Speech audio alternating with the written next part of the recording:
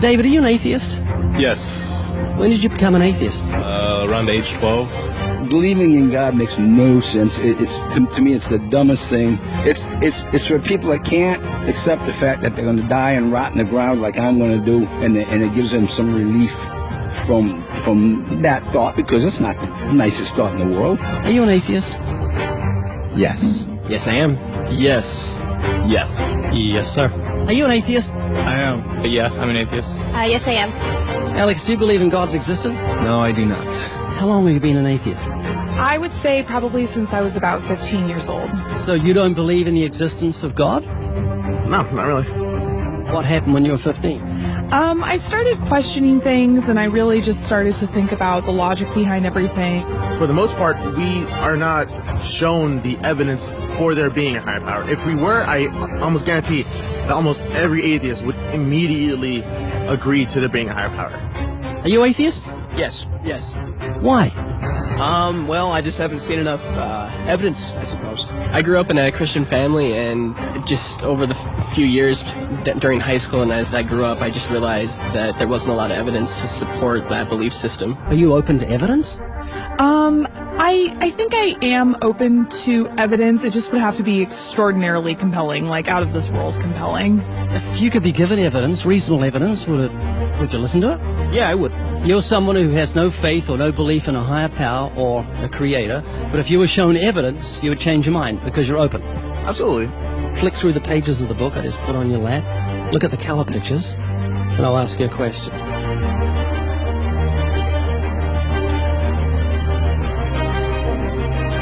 Do you believe that book could happen by accident, that nothing produced the color pictures in the book, that red, orange, yellow, green, blue, indigo, violet ink fell from the sky and formed itself into those beautiful pictures, and then black ink fell from the sky, or from nowhere, and formed itself into coherent words and sentences, capitals and periods and commas, making sense, page numbers fell from the sky, all in order, and then it bound itself and formed itself into a cover with artwork, and there we have a book.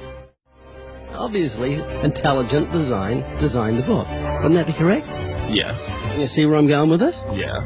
Tell me, what is DNA? What is it? Deoxyribonucleic acid. And it's what makes up our bodies and our cells and everything that makes us who we are.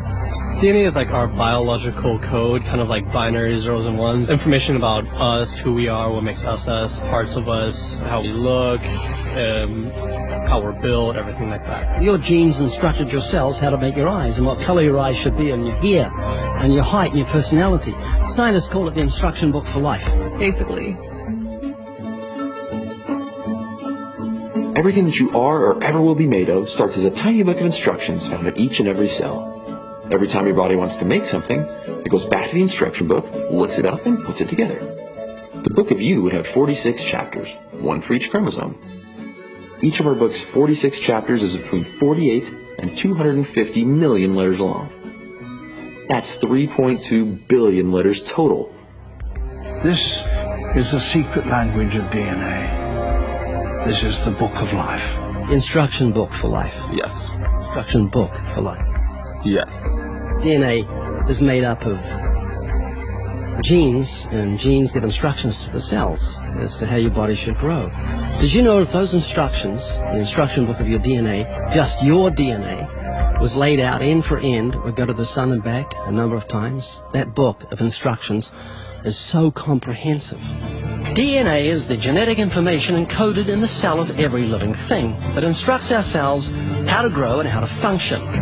It's our genes that determine whether our skin will be dark or light, have brown or blue eyes, or red or green or yellow, have red hair, be brunette or blonde, be tall or not so tall, or the color of our feathers if we're a bird. Whether we're humans, fish, animals, insects, or plant life, the way our bodies look and operate has all been pre-written in the amazing book of our DNA. What do you think the mentality of someone who believes a book fell together without a bookmaker? Well, it would be crazy. Do you think a book could make itself? No, I don't. Of course not. No. Utterly impossible. Yes. If anything can happen by accident. I mean, from nothing. Couldn't happen, could it? I don't think so. Be impossible. It would be like saying an explosion caused everything that makes a 747 airplane to all just come together by accident without some intelligent thought behind it. That's a good point. Do you believe DNA happened by accident? No, I think that it developed over the course of many, many millennia of evolution and development. DNA exists in every living thing. Its origins don't matter. The fact that there is intelligent information tells us there must be an intelligent designer. Is this making you think? It is, and I do think about it from time to time. It's just, yeah, it's complicated, definitely. Well, DNA's complicated, but the point I'm trying to make is very simple. Book designer, bookmaker, DNA, intelligent designer. God. Does that make sense? Yes. You're an atheist? I am. What would you think of the mentality of someone who thought a physical book could make itself? I think that'd be silly. Of course it can't make itself. What would you think of the mentality of someone who believed the instruction book for life, DNA, made itself? I think it'd be silly as well. It would need investigation. That's atheism. Absolutely. And what would you think of the intelligence of someone who believed the instruction book for life made itself? Low intelligence level. DNA happened by accident? Probably not too smart.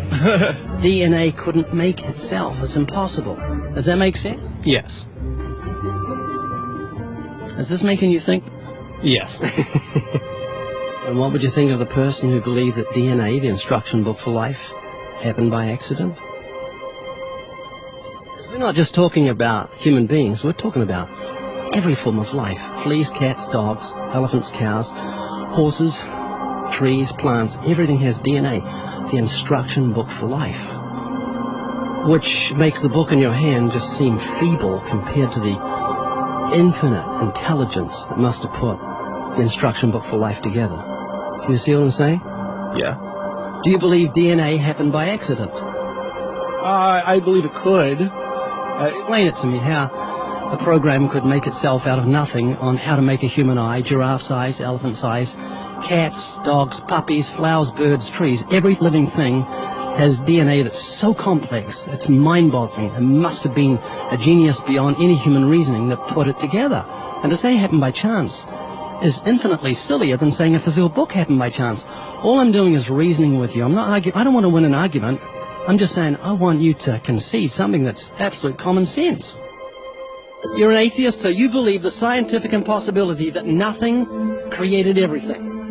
I mean, it can't be nothing. We all have to start from some point. I wouldn't say nothing created it. There had to be something there in the beginning. You like Richard Dawkins, don't you? Well, I mean, you know, yeah, I like him. You believe nothing created everything, a scientific impossibility, which is what he believes? You don't believe in a creator of all things? If he says that, I think it's a very strange thing to say. Well, he says it. It's insane. Nothing can't create anything because it's nothing. There has to be something in the beginning. Nowhere in our history of human reality has something kind of just appeared out of nowhere. Do you believe that nothing created everything? No, because nothing can perform actions. That makes no sense. It's the default position. If you're saying nothing created everything, then you're agreeing with Richard Dawkins. You're mischaracterizing Richard Dawkins. Because Richard Dawkins, I'm sure he didn't say that. That seems ridiculous. Professor Richard Dawkins, arguably the world's most high-profile atheist, believes that in the beginning there was nothing, and that nothing created everything. As he attempts to justify this belief, admitting that it defies common sense, the learned professor calls nothing something. Watch the reaction of his audience. Of course it's counterintuitive that you can get something from nothing. Of course common sense doesn't allow you to get something from nothing. That's why it's interesting. It's got to be interesting in order to give rise to the universe at all. Something pretty mysterious had to give rise to the origin of the universe. It's exactly what's meant by nothing, but whatever it is, it's very, very simple. And why is that funny? Well, I think it's a bit funny to be trying to define nothing.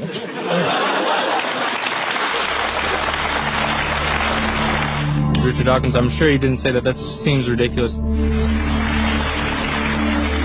The audience reaction confused the normally eloquent professor because he's not used to being the object of laughter. What he didn't realize was he was talking to people who were endowed by their creator with the virtue of common sense.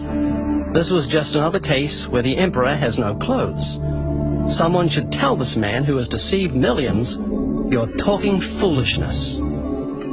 Is that what you believe? I mean, it can't be nothing. We all have to start from some point. But there has to be something that created everything. You just wasn't God. Is that what you're saying? Yeah.